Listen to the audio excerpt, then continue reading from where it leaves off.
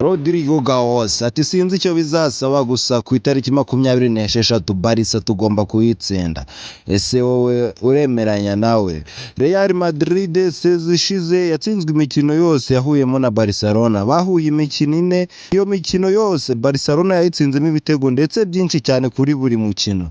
Ese wowe uremeranya na Rodrigo Gaos uvuga ati sinzi uko bizagenda ariko ikipe ya FC Barcelona muri ino El Clasico igiye kuza turayitsinda. Ese ibyo bintu urumva baba bishoboka? Umunyabrazil aravuga ati sezishize niyangendekeye neza ndetse no kuri Real Madrid nayo ntibyagendekeye neza.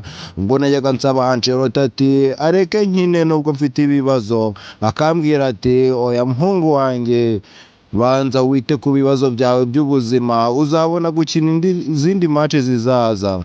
Gusa uyu munsi yasinye ati ikipe ya FC Barcelona tugomba kuyitsinda muri match izakurikira. Ese uremeranya nawe cyangwa n'amagambo y'abafana nkuko nawe mu buto bwe yakuze afana ikipe ya Real Madrid n'ubundi akinira uyu munsi? Ese ibyo ntibiri buze kuba nk'ibya Lamine Yamal wanditse ati nagarutse ndetse tugiye gukinira mu Bufaransa PSG turayitsinda bikarangira bakubiswe ibitego 2-1. Ese araciye ikipe dore ko zose imikino ziheruka zagiye zitsindwa mbere yuko Real Madrid itsinda ibitego 3-1 ejo bundi.